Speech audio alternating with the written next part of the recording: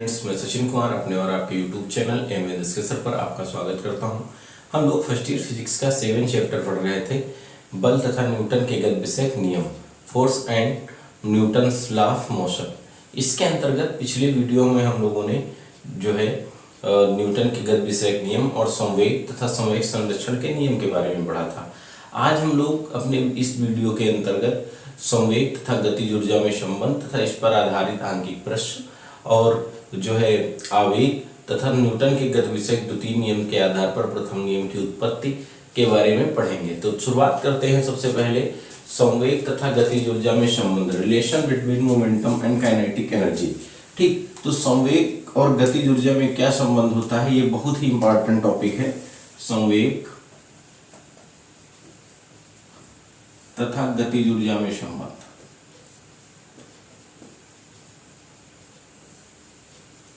संवेग तथा गतिज ऊर्जा में संबंध। ठीक है, relation between momentum and kinetic energy. गतिज ऊर्जा यहाँ होगा भाई, छूट गया है। ठीक, गतिज ऊर्जा में संबंध। तो जैसा कि हमने माना भाई, हम जानते हैं किसी पिंड की जो गतिज ऊर्जा होती है वो दो चीजों पर निर्भर करती है। किसी पिंड की गतिज ऊर्जा पिंड के द्रव्यमान m और वेग v पर निर्भर करती है, पढ़ा है हम लोगों ने। ठीक, तो यदि किसी पिंड का द्रव्यमान, हम मान ले भाई, यदि पिंड का द्रव्यमान m, पिंड का द्रव्यमान m तथा वेग, द्रव्यमान m तथा वेग v हो तो, वेग v हो तो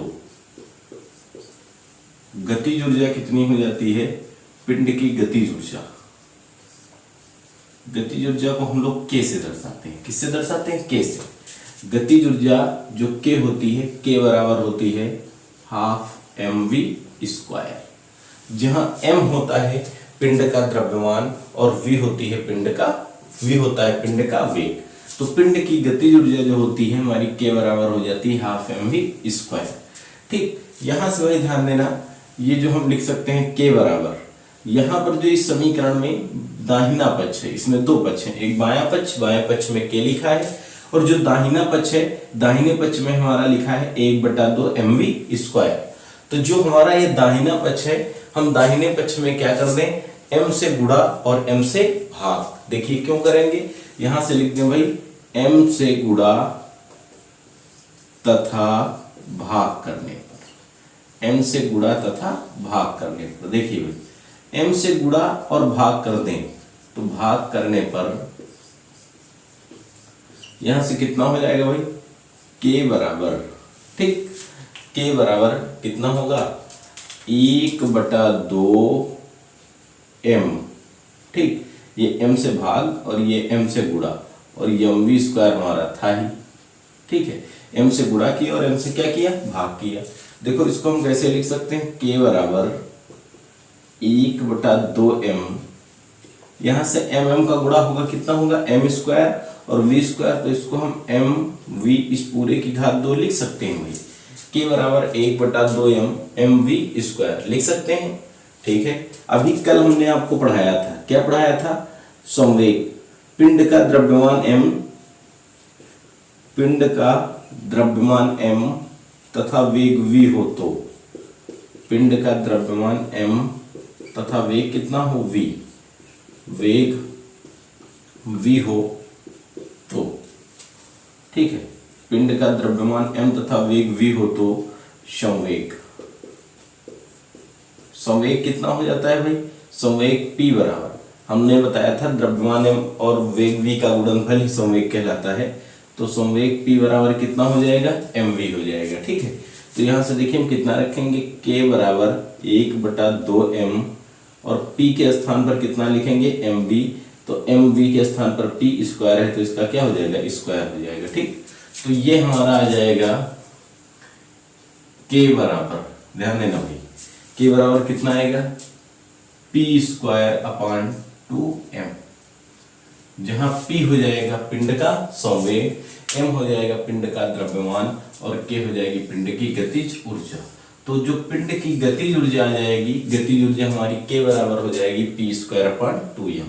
ठीक, या इसको देखो हम ऐसे भी लिख सकते हैं, क्या लिख सकते हैं, क्रॉस मल्टीप्लाई कर दें तो 2m का गुणा कैसे होगा, कितना हो जाएगा 2m के बराबर p², इधर से स्क्वायर हटेगा क्या लग जाएगा √, या हम लिख सकते हैं संवेग p बराबर √2m के।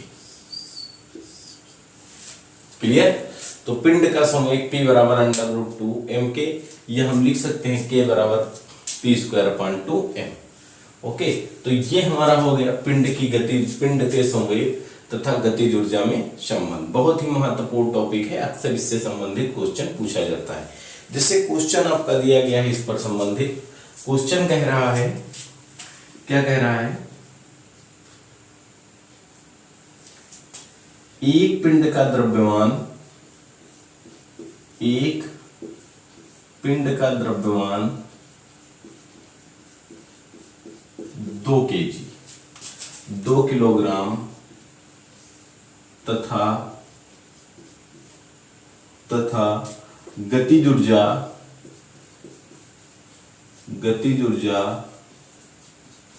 4 जूल है। गतिज ऊर्जा कितनी है, 4 जूल है। एक पिंड का द्रव्यमान 2 किलोग्राम तथा गतिज ऊर्जा कितनी है, 4 जूल है। पिंड का संवेग ज्ञात कीजिए, पिंड का संवेग ज्ञात कीजिए।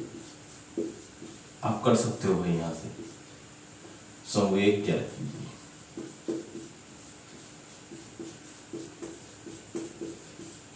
ठीक, एक तो क्वेश्चन ये हुआ, इसको आप सीधा गुणा कर देंगे, आ जाएगा। क्वेश्चन नंबर यहां से देखिए, अगर हम थोड़ा अलग अलग इसको करें, यहां से संवेग जो है पिंड के द्रव्यमान और गतिज ऊर्जा पर किस प्रकार निर्भर करता है। तो अभी यहां से हम इसको देखो, अगर अलग अलग लिखना चाहें तो इसको हम लिख सकते हैं P अनुक्रमानुपाती दो अचर राशि छूट जाएगी, इसको हम M × K लिख सकते हैं। इसको अगर अलग अलग लिखना चाहें तो हम P लिख सकते हैं अनुक्रमानुपाती √m और P अनुक्रमानुपाती √k। जो गतिज ऊर्जा होती है वो द्रव्यमान के क्या होती है, वो संवेग के वर्गमूल के अनुक्रमानुपाती होती है, और जो नहीं भाई गड़बड़ हो गया, पिंड का जो संवेग होता है वो गतिज ऊर्जा के वर्गमूल के अनुक्रमानुपाती होता है, और द्रव्यमान के भी वर्गमूल के अनुक्रमानुपाती। अब यहाँ से दो चीजें निकली हैं भाई, एक हम लोगों ने अभी पढ़ा था P बराबर mv होता है, P बराबर mv। ठीक, तो यहाँ से हम इसको अगर अलग अलग लिखते हैं, अगर हम वेग को नियत मान ले, किसको मान ले, वेग को नियत मान ले तो P अनुक्रमानुपाती होगा m के। वेग को नियत मान लेंगे तो P अनुक्रमानुपाती होगा m के। लेकिन अगर गतिज ऊर्जा को नियत मान लें, किसको नियत मान लें, गतिज ऊर्जा को, तो अगर गतिज ऊर्जा नियत मान लेंगे तो जो P होगा वो √m के अनुक्रमानुपाती होगा। ये आप बात ध्यान रखना भाई, ठीक है।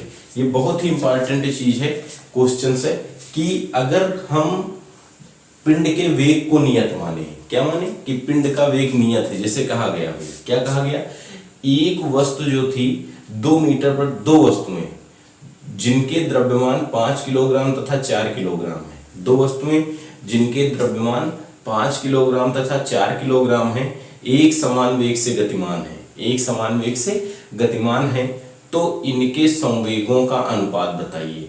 तो यहाँ पर वेग समान है, तो जो संवेग होगा वो द्रव्यमान के अनुक्रमानुपाती हो जाएगा, अर्थात पहले का द्रव्यमान m1 बराबर 4 किलोग्राम था और दूसरे का जो द्रव्यमान था m2 बराबर 5 किलोग्राम था। दोनों एक समान वेग से गतिमान थी, एक समान वेग से गतिमान होने का मतलब इसमें वेग क्या था, समान था। तो यहाँ से हम कितना लिख सकते हैं, देखिए P अनुक्रमानुपाती m था, तो इसको हम P1/P2 बराबर m1/m2 लिख सकते थे, ठीक है। अब P1/P2, m1 का मान 4 kg, m2 का मान 5 kg, तो P1/P2 बराबर आ जाएगा 4/5। ठीक, बात समझ में आई भाई। यहाँ से क्वेश्चन क्या था, 4 किलोग्राम तथा 5 किलोग्राम के जो पिंड हैं एक समान वेग से गतिमान है, तो इनके संवेगों का अनुपात क्या हो जाएगा, इनके द्रव्यमानों के अनुपात के बराबर हो जाएगा। लेकिन अगर यही क्वेश्चन ऐसे कहा जा रहा है कि 4 किलोग्राम, कितना, 4 किलोग्राम तथा 5 किलोग्राम या 4 किलोग्राम तथा 9 किलोग्राम, जैसे हमने कह दिया 4 किलोग्राम तथा 9 किलोग्राम के जो पिंड हैं एक समान गतिज ऊर्जा से गतिमान है। कैसे? एक समान गतिज ऊर्जा से गतिमान है, तो इनके संवेगों का अनुपात होगा। अब इस क्वेश्चन में क्या समान कह रहा है? गतिज ऊर्जा समान कह रहा है।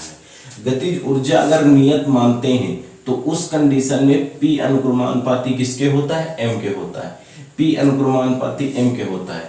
तो कहा जा रहा है 4 किलोग्राम तथा 9 किलोग्राम के पिंड जो हैं एक समान गतिज ऊर्जा से गतिमान हैं।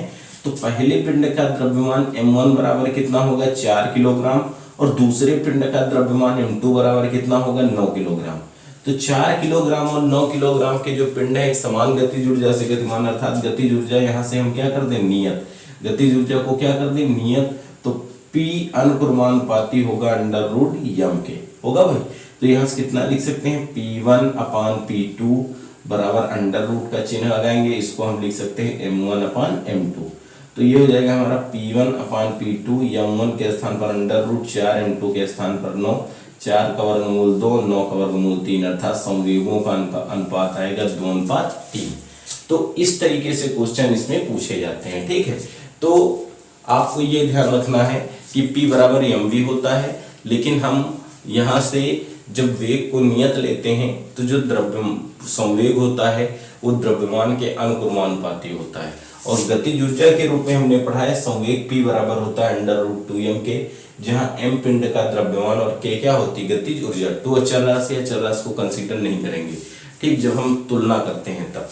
तो क्वेश्चन कहा गया कि 2 हमारे पिंड थे, ठीक, जिनके द्रव्यमान 4 किलोग्राम तथा 9 किलोग्राम थे, एक समान गतिज ऊर्जा से गतिमान थे। अगर गतिज ऊर्जा समान होंगी दोनों पिंडों की, तो जो पिंड का संवेग होता है वो द्रव्यमान के वर्गमूल के अनुक्रमानुपाती होता है। दैट्स क्लियर, आपकी समझ में आ गया होगा। अगर इसका स्क्रीनशॉट लेना चाहो तो ले सकते हो, ठीक। और एक इसमें परसेंट पर आधारित क्वेश्चन पूछा जाता है, तो जब हम एक्सरसाइज इसकी हल करवाएंगे तो आपको ये क्वेश्चन सॉल्व करवाएंगे, ठीक है। नेक्स्ट टॉपिक हमारा है बलों के मात्रक। तो अभी हम लोगों ने भाई पढ़ा था, आपको अगले दिन हमने बताया था कि बल का एसआई प्रणाली में अर्थात एमकेएस प्रणाली में मात्रक होता है किलोग्राम मीटर पर सेकंड स्क्वायर, या जिसे हम कहते हैं न्यूटन। और हमने आपको बताया था कि जो हमारी सीजीएस पद्धत होती है, सीजीएस पद्धत में जो बल होता है, बल का मात्रक होता है क्या? सीजीएस पद्धत में सेंटीमीटर ग्राम पर सेकंड स्क्वायर या ग्राम सेंटीमीटर पर सेकंड स्क्वायर, या जिसको हम कहते थे टाइम।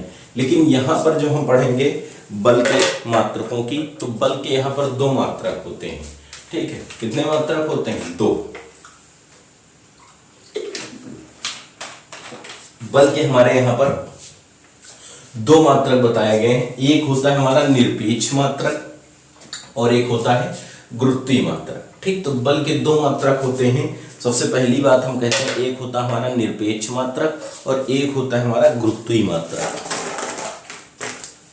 तो हम पहले बात करते हैं किस मात्रक की? निरपेक्ष मात्रक की, ठीक। तो निरपेक्ष मात्रक क्या होते हैं? ठीक है, कहा जाए अगर आपसे कि बल का निरपेक्ष मात्रक क्या होता है, और दूसरा हमने कहा कौन सा मात्रक? गुरुत्वीय मात्रक।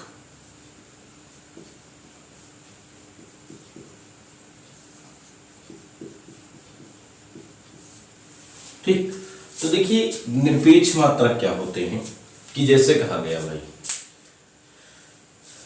कि F बराबर हम m में लिखते हैं। कितना लिखते हैं? F बराबर m में। F है वस्तु का द्रव्यमान और A है वस्तु में उत्पन्न त्वरण। तो भाई जैसे कोई वस्तु गति कर रही है, तो गति कर रही है तो उस वस्तु में त्वरण कब उत्पन्न होता है? जब उसके वेग में परिवर्तन होता है।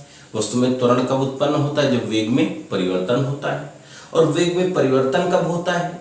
जब हम वस्तु पर बाह्य बल लगाते हैं। जब हम वस्तु पर क्या करते हैं? बाह्य बल लगाते हैं, तभी तो वस्तु के वेग में परिवर्तन होता है। अर्थात जो हमने जैसे न्यूटन का गतिविषयक द्वितीय नियम पढ़ा था कि किसी वस्तु पर आरोपित बल का जो मान होता है वस्तु के द्रव्यमान तथा उसमें उत्पन्न त्वरण के गुणनफल के बराबर होता है, ठीक है। तो त्वरण पिंड में वस्तु में कब उत्पन्न होगा? जब उसमें उसके वेग में परिवर्तन होगा, और वेग में परिवर्तन कब होगा? जब हम उस पर बल आरोपित करेंगे तब होगा। ठीक, क्लियर? तो जैसे हम कह दें भाई एक हमारा वस्तु है, उस वस्तु पर हम एकांक द्रव्यमान, कितना एकांक, जैसे कहा गया पिंड जो था, पिंड का द्रव्यमान कितना था? एक था, m था सॉरी, तो यहां से हम पिंड का द्रव्यमान कितना मान लें? एकांक। ठीक, एकांक द्रव्यमान के पिंड पर बल आरोपित करने पर यदि पिंड के त्वरण में एकांक परिवर्तन हो जाता है, कितना होता है? एकांक मीटर पर सेकंड की दर से वृद्धि या कमी हो जाती है, तो जो वहां पर मात्रक उत्पन्न होता है उस मात्रक को हम क्या कहते हैं? निरपेक्ष मात्रक कहते हैं। क्या कहते हैं? निरपेक्ष मात्रक। अर्थात हम कह सकते हैं एक निरपेक्ष मात्रक वह मात्रक है जो पिंड के एकांक द्रव्यमान पर बल आरोपित करने के पश्चात उसमें एकांक त्वरण क्या करता है? उत्पन्न कर देता है। उसमें एकांक त्वरण उत्पन्न कर देता है। तो वह जो मात्रक होता है वही मात्रक हमारा क्या कहलाता है? निरपेक्ष मात्रक कहलाते हैं। कि निरपेक्ष मात्रक वह बल है जो एकांक द्रव्यमान की वस्तु में लगकर उसमें एकांक त्वरण उत्पन्न कर देता है। ठीक, तो निरपेक्ष मात्रक क्या हो जाएगा? निरपेक्ष मात्रक वह बल है जो एकांक द्रव्यमान की वस्तु में लगकर उसमें एकांक त्वरण उत्पन्न कर देता है। जैसे सीजीएस पद्धति जो होती है, क्या होती है? सीजीएस पद्धति में बल का मात्रक होता है, पद्धति में बल का मात्रक क्या होता है? ग्राम सेंटीमीटर प्रति सेकंड स्क्वायर, या इसको हम बोलते हैं डाइन। क्या बोलते हैं? डाइन। ठीक, अर्थात यहां से देखिए, हम अगर डाइन की परिभाषा देना चाहे तो क्या कह सकते हैं? ये इसका निरपेक्ष मात्रक होगा। अर्थात सीजीएस पद्धति में बल का जो निरपेक्ष मात्रक होता है वो ग्राम सेंटीमीटर पर सेकंड या डाइन होता है। अर्थात हम कह सकते हैं एक डाइन, या जब वस्तु के एकांक द्रव्यमान पर, कितना? एकांक द्रव्यमान पर बल आरोपित करने के पश्चात उसमें एकांक त्वरण उत्पन्न हो जाता है। या ऐसे कह सकते हैं कि जब किसी वस्तु पर एक ग्राम द्रव्यमान, भाई जैसे हम यहाँ सीजीएस में लिख रहे हैं, अतः हम यहाँ से कह सकते हैं 1 ग्राम द्रव्यमान की वस्तु पर 1 ग्राम द्रव्यमान की वस्तु पर 1 न्यूटन का वस्तु पर बल आरोपित करने के पश्चात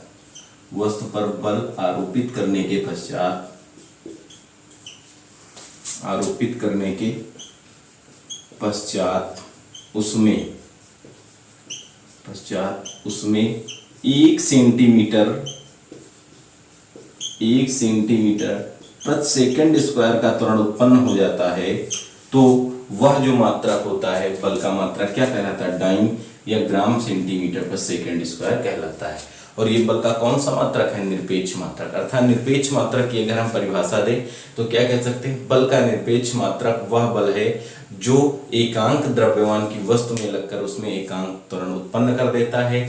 जैसे कहा गया सीजीएस पद्धति में बल का मात्रक ग्राम सेंटीमीटर पर सेकंड स्क्वायर या डाइन होता है।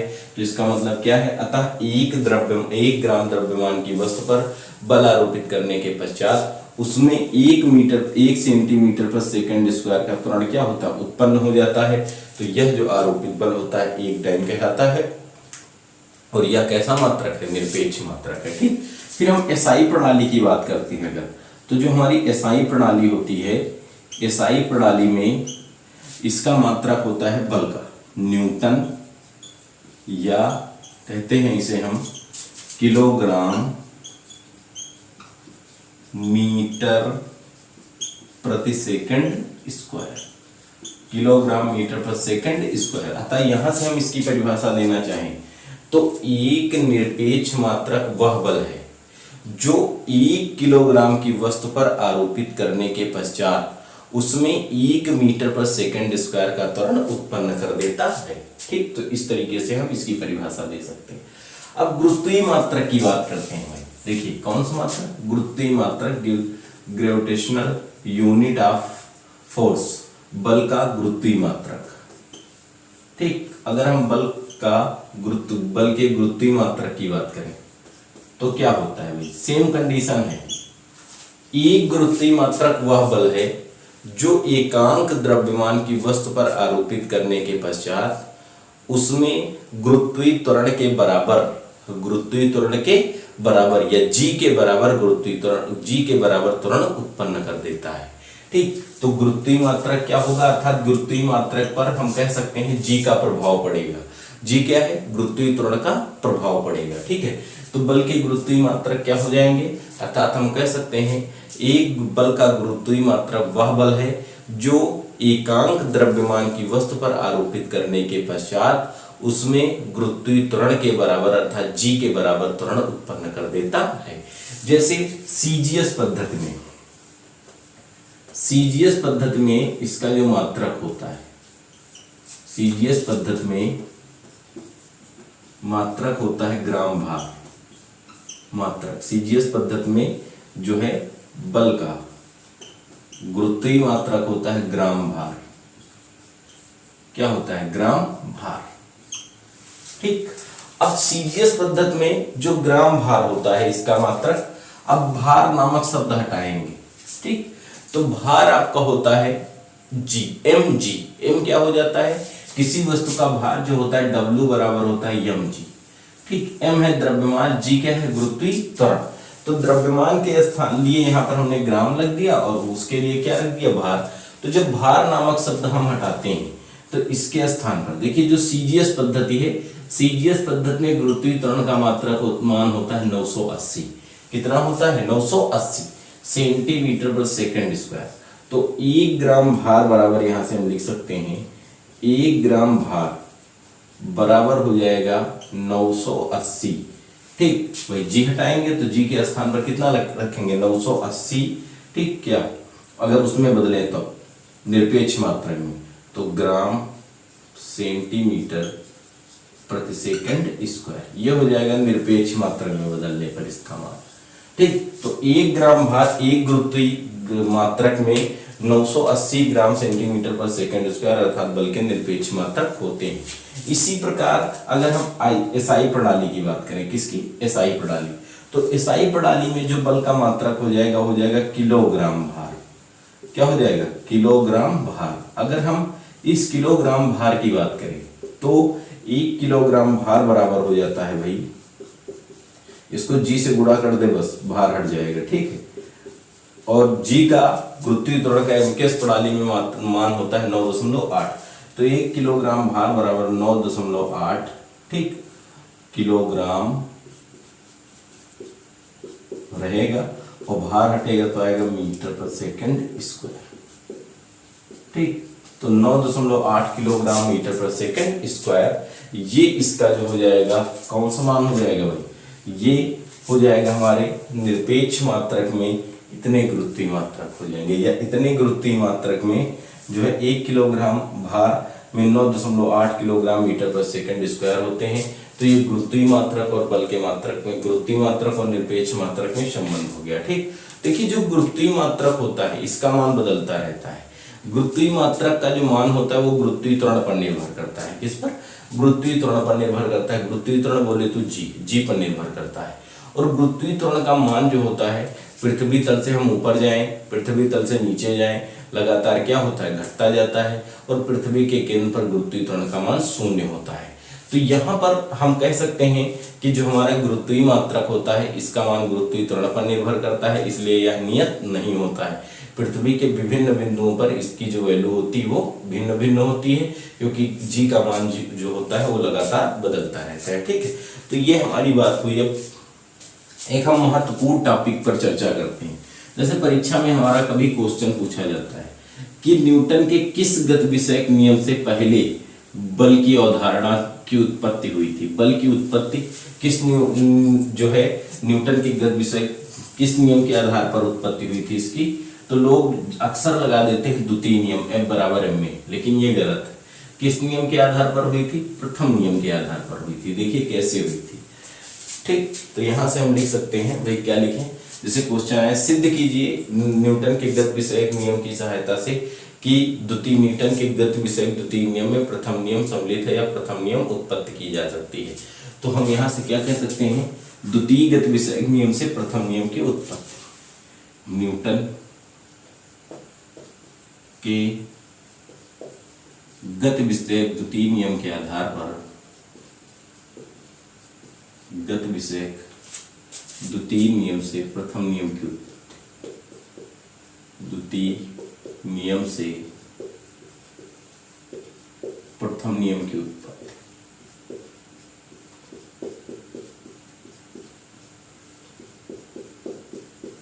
ठीक, गति विषयक द्वितीय नियम से प्रथम नियम की उत्पत्ति। देखो न्यूटन के गति विषयक द्वितीय नियम से प्रथम नियम की उत्पत्ति कैसे करते हैं। जैसे हम लोगों ने न्यूटन का गति विषयक द्वितीय नियम पढ़ा था और प्रथम नियम पढ़ा था, तो पहले हम द्वितीय नियम की बात करते हैं। तो हम लोगों ने न्यूटन का गति विषयक द्वितीय नियम पढ़ा था कि यदि हम किसी वस्तु पर बल आरोपित करते हैं तो इस आरोपित बल का जो मान होता है वस्तु के द्रव्यमान m तथा उसमें उत्पन्न त्वरण a के गुणनफल के बराबर होता है। किसी वस्तु पर आरोपित बल F का मान वस्तु के द्रव्यमान m तथा उसमें उत्पन्न त्वरण a के गुणनफल के बराबर होता है। अर्थात F बराबर हम लोग लिखते थे किस नियम के अनुसार? द्वितीय नियम के अनुसार हम लिखते थे, दूसरे नियम से, गति विषयक द्वितीय नियम के आधार पर। गति विषयक द्वितीय नियम के आधार पर कितना लिखते थे बेटा? द्वितीय नियम के आधार पर F बराबर हम लिखते थे m में। F बराबर m में, जहां F क्या है? आरोपित बल, m क्या है? द्रव्यमान, और a क्या है? त्वरण। तो वस्तु पर आरोपित बल F बराबर किसके हो जाता है? m के हो जाता है। ठीक, ध्यान दीजिए भाई, यदि आरोपित बाह्य बल, F क्या है? आरोपित बाह्य बल, है ना। तो यदि आरोपित बाह्य बल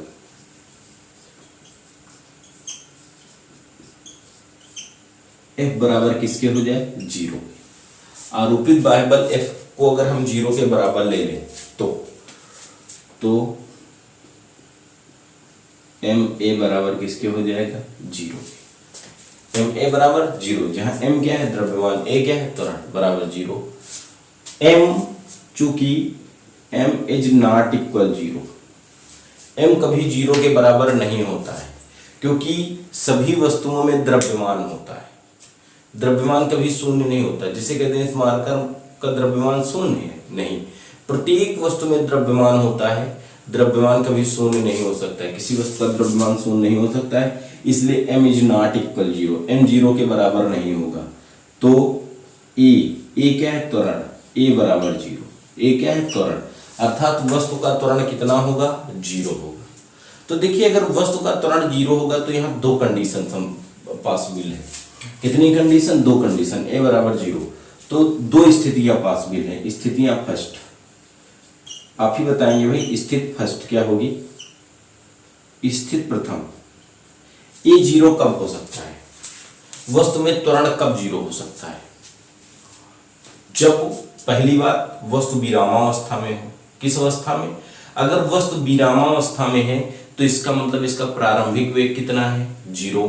5 सेकंड बाद भी देखा तो इसका वेग कितना है? 0। भाई जैसे कि हमारी वस्तु थी, हमने कहा ये वस्तु विरामावस्था में। किस अवस्था में है? विरामावस्था में, अर्थात विरामावस्था में है तो इसका प्रारंभिक वेग कितना है? 0।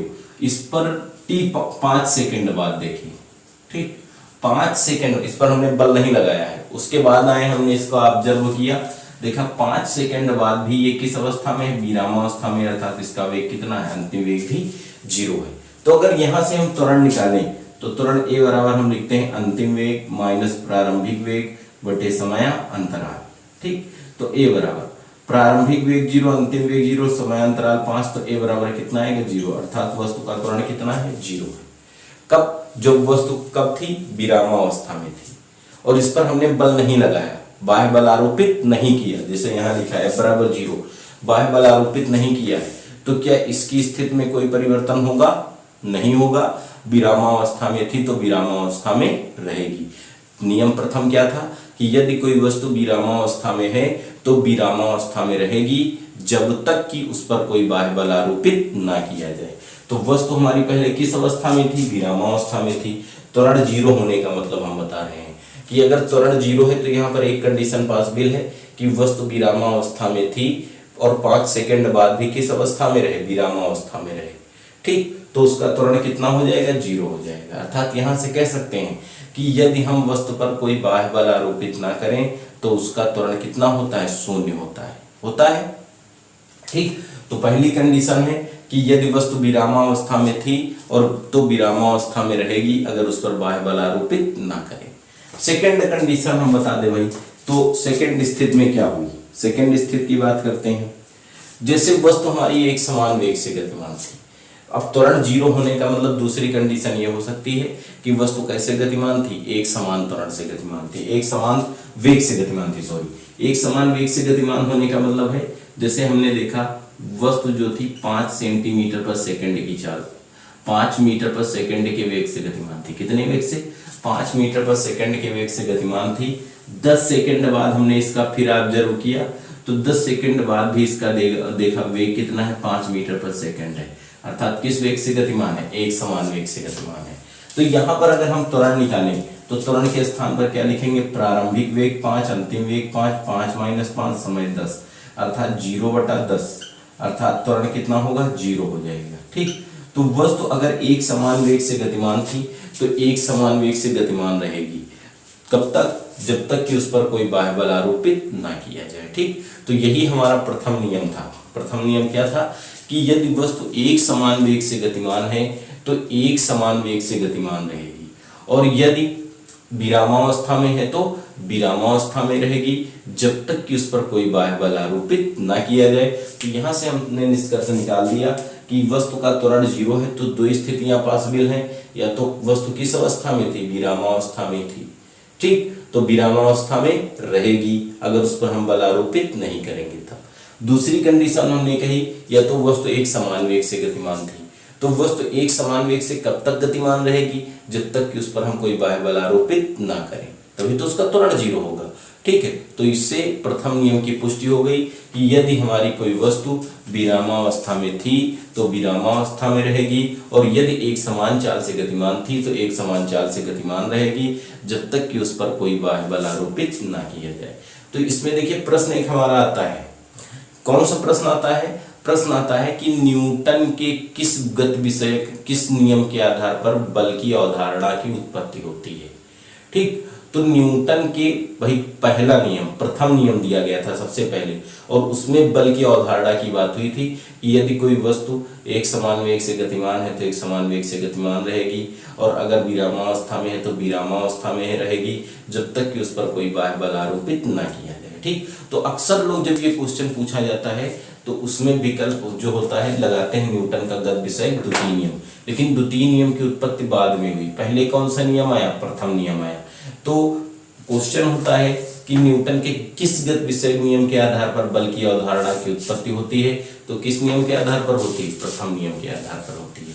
ओके भाई, समझ गए आप लोग? ठीक, नेक्स्ट क्वेश्चन हम पढ़ते हैं। इसका एक अंतिम टॉपिक आज का अंतिम टॉपिक हमारा है आवेग, इंपल्स जिसको बोलते हो भाई, आवेग, आवेगी बल। आवेग क्या होता है?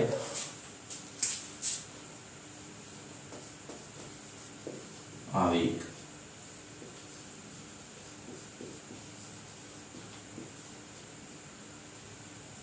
ठीक,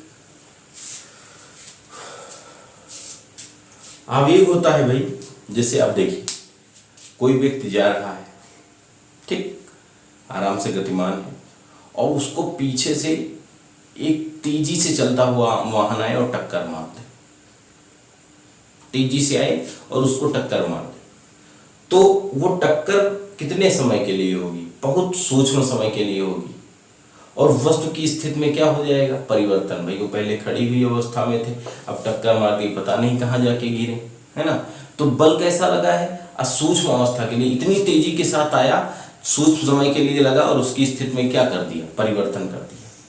तो वस्तु पर आरोपित जो यह बल होता है, यही बल हमारा क्या कहलाता है, आवेगी बल कहलाता है। कौन सा बल, आवेगी बल। तो आवेगी बल क्या होता है, और जो ट्रक से बल लगाया गया इसका मतलब बहुत बड़ी मात्रा में लगा है, ठीक। तो आवेगी बल क्या होगा, जब किसी वस्तु पर कोई बड़ा बल अति सूक्ष्म समयांतराल के लिए लगकर वस्तु की स्थिति में परिवर्तन कर देता है। तो वस्तु पर जो आरोपित बल होता है, इस बल को हम कौन सा बल कहते हैं, आवेगी बल कहते हैं, ठीक। तो आप समझ गए भाई आवेगी बल क्या होता है, जब किसी वस्तु पर कोई बड़ा बल अति सूक्ष्म समयांतराल के लिए लगकर वस्तु के वेग में क्या करता है, वस्तु की स्थिति में परिवर्तन कर देता है, तो वस्तु पर आरोपित इस बल को हम कौन सा बल कहते हैं, आवेगी बल कहते हैं, ठीक। तथा वस्तु पर आरोपित बल F तथा अति सूक्ष्म समयांतराल जितने समय के लिए लगता है, जैसे अति सूक्ष्म समयांतराल कितना हो, डेल्टा t, तो अति सूक्ष्म समयांतराल का जो गुणनफल होता है वही गुणनफल हमारा क्या कहलाता है, आवेग कहलाता है। तो आवेग को हम J से दर्शाते हैं, आवेग बराबर हो जाता है बल F गुणे समयांतराल कितना होता है, डेल्टा t। तो यहां से बच्चा हम लिख सकते हैं आवेग J बराबर होता है F into delta t। Okay, अब यहां से इसके मात्रक की बात करें भाई, तो इसका मात्रक क्या हो जाएगा, F है बल, बल का मात्रक होता है हमारा न्यूटन, और डेल्टा t है समय, तो समय का मात्रक मीटर, तो इस वो सॉरी समय है ना, समय का मात्रक सेकंड, तो इसका मात्रक हमारा हो जाएगा न्यूटन सेकंड, और विमीय सूत्र mLT की पावर -1। तो आवेग क्या कहलाता है, जब किसी वस्तु पर कोई बड़ा बल अति सूक्ष्म समयांतराल के लिए लगकर वस्तु की स्थिति में परिवर्तन कर देता है, तो वस्तु पर आरोपित इस बल को हम आवेगी बल कहते हैं। जैसे हमने आपको बताया कि गतिमान व्यक्ति पर अगर पीछे से कोई वस्तु टक्कर मार दे तो टक्कर बहुत सूक्ष्म समयांतराल के लिए होगी, लेकिन वस्तु की स्थिति में परिवर्तन हो जाएगा, ठीक। पहले वो खड़ी हुई अवस्था में था, अब उसके आगे लेट भी लग सकता है, ठीक। तो उसकी स्थिति में परिवर्तन हो गया, तो परिवर्तन होने पर वस्तु पर जो आरोपित बल होता है, इस बल को हम आवेगी बल कहते हैं। तथा वस्तु पर आरोपित बल F तथा अति सूक्ष्म समयांतराल का जो गुणनफल होता है, वही गुणनफल हमारा क्या कहलाता है, आवेग कहलाता है। और आवेग J बराबर हम लिखते हैं F इंटू डेल्टा t, और इसका मात्रक क्या होता है, न्यूटन सेकेंड। अब देखिए यहां से कल हमने पढ़ा था भाई कि जो संवेग परिवर्तन होता है delta p upon delta t बराबर F।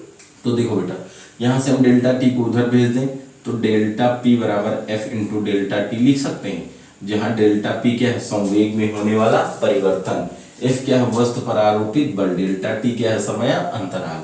तो F इंटू डेल्टा t किसके बराबर है, यहाँ पर J के, J क्या है आपका जो है आवेग है, तो यहाँ से देखिए हम ये भी लिख सकते हैं कि डेल्टा p बराबर हो जाए J, जहाँ डेल्टा p क्या है, संवेग में होने वाला परिवर्तन, और J क्या है, आवेग।